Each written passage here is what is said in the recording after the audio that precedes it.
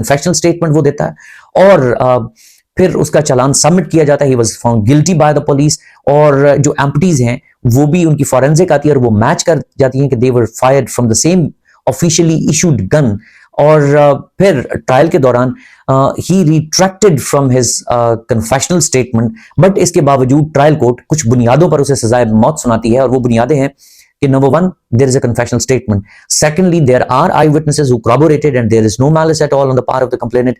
और बाकी तमाम grounds को aspects of the case को discuss करते हुए कि अगर उसका confessional statement retracted भी है but that is supported by the evidence of the eyewitnesses, वो उसको सजाए मौत सुनाई जाती है मगर वो उसके खिलाफ अपील करता है और हाई कोर्ट भी उसकी सजा मौत बरकरार रखती है. Ultimately matter supreme court Pakistan के पास आता है जो 2-1 की मेजॉरिटी से सजाए मौत को कन्वर्ट कर देती है उम्र कैद के अंदर. मगर उसके ऊपर एक डिसेंटिंग नोट है या माइनॉरिटी व्यू है हिज लॉर्डशिप मिस्टर जस्टिस अतर मनिल्ला साहब का, और जिन्होंने बड़ी स्टार्टलिंग ऑब्जर्वेशंस दी. और उनका कहना यह था कि चूंकि स्टेट ने एफसी को या कोई भी लॉ एनफोर्समेंट एजेंसी है उनको असला दिया जाता है for the security of Pakistan, बल्कि सिक्योरिटी ऑफ पाकिस्तान के लिए दिया जाता है, आम लोगों को मारने के लिए नहीं दिया जाता. उनके पास अथॉरिटी अगर वो उसको मिसयूज कर रहे हैं और वो इस तरह लोगों की जानों से खेलते हैं तो वो किसी रियायत के मुस्तहिक नहीं. और अदरवाइज सजाए मौत जहां पर बनती है कि साबित हो जाए तो चूंकि लॉ एंड ऑर्डर की सिचुएशन पाकिस्तान में मद्देनजर रखते हुए सजा में किसी किस्म की रियायत नहीं की जानी चाहिए. और ये जो इसका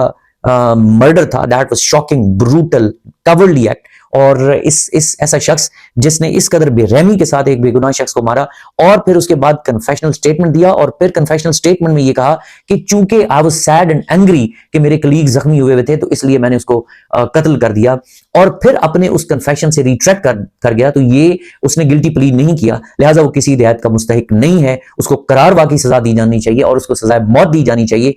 चूंकि जो वरसा है किसी मकतूल के उनका भी कर्ज है अदालतों के ऊपर जो उनको चुकाना चाहिए और ऐसे मुजरिम किसी सजा से बचने नहीं चाहिए. ये था मिनॉरिटी व्यू.